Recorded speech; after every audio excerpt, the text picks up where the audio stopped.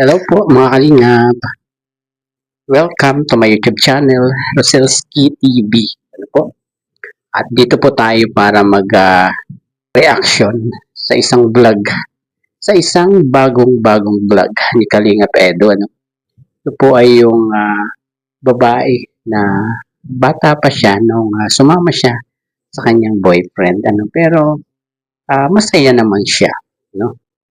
At bago po tayo mag-start, pakisuportahan po ang ama ng Kalingap, Kuya Val Santos Matubang, Ate Edda Vlogs at Kalingap Rob. At ito po yung siguro napanood nyo na po ito, diba? At alam nyo na rin kung sino yung camera woman niya dito. Ano? At ito po, start na po tayo. May pamilya ka pa? Nasaan? Nasa dati ko. So pumayag naman sila na sumama o nakipagtahanan ka lang talaga? Nag-usap namin po yung pamilya niya. Nag-usap na. na pala. Matibay ka. Pero hindi kayo kasal? Hindi. Usapan lang. Anong usapan? Ano na pag-usapan nyo na dito ka na manirahan? Or Pero patuloy ko. Papansin ko parang concern si Kalingap Edo siguro may naiisip siya hindi natin alam kung ano iniisip ni Kalingap Edo, pero parang related sa kung diretso na po tayo. Ito po yung pag-aaral ko. yun ang usapan. Pambihira pa dito pala siya. Hindi ka nagdalawang isip nung sinabi niya na uy, asawahin. Ayan, mga Kalingap, no? Mga ka-EDC, alam nyo na kung nakanino ang camera ngayon dyan sa portion na yan, At diretso na po muna. Hindi kasama ka na sa akin. Hindi na lang tayo sa amin sa Natatawa po kay Kalingap Edo sa pambira. Kami kapatid ko. Nanirahan. Kami ng ng tapa. Kasi po ganito rin po ang bahay na. Ay, ganda. So, parang complete home lang. Parang wala lang parang naglipat tayo lang tayo. Pero, kailangan matayuan. Pero mabait yung bata, parang mabait siya. Hindi ka na nagdalawang isip ko. Talagang gusto mo yung asawa mo. Anong nakita mo sa asawa mo? Bakit? Parang love na love mo. Love na love mo.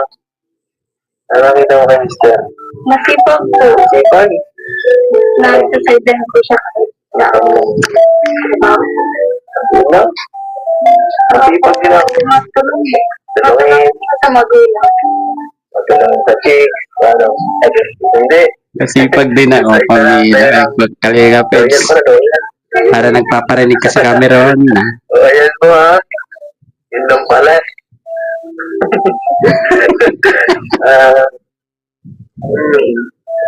Siguro ang camera woman niya dyan tawan-tawa.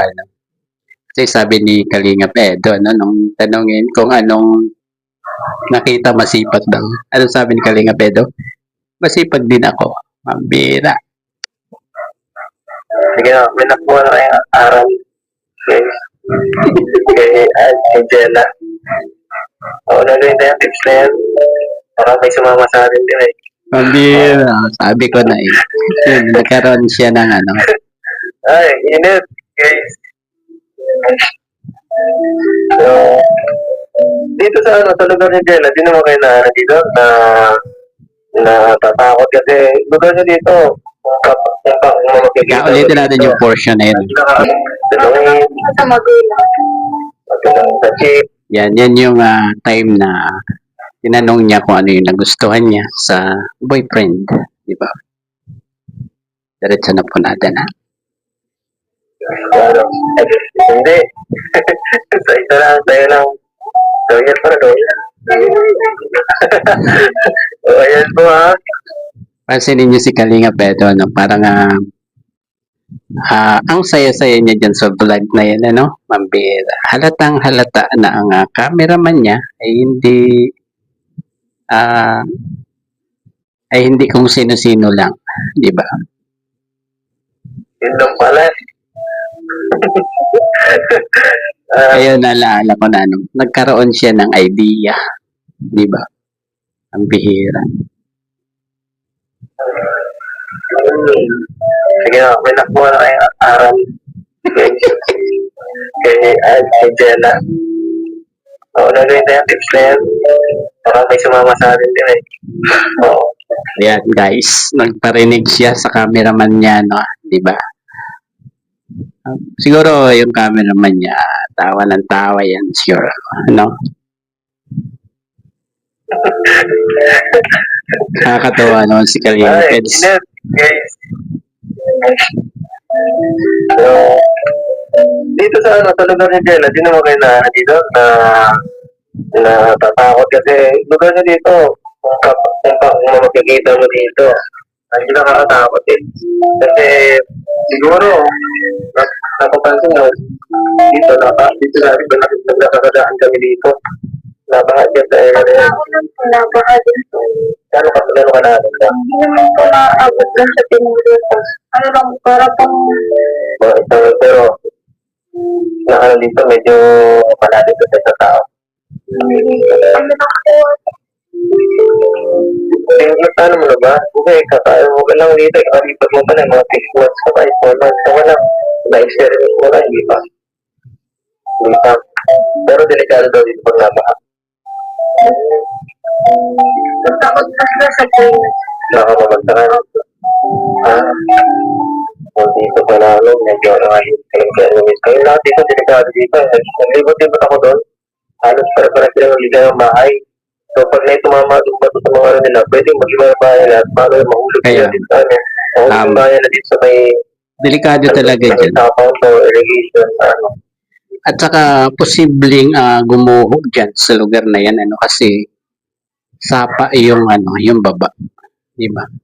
Posibleng magkaroon ng landslide, ganun, siguro.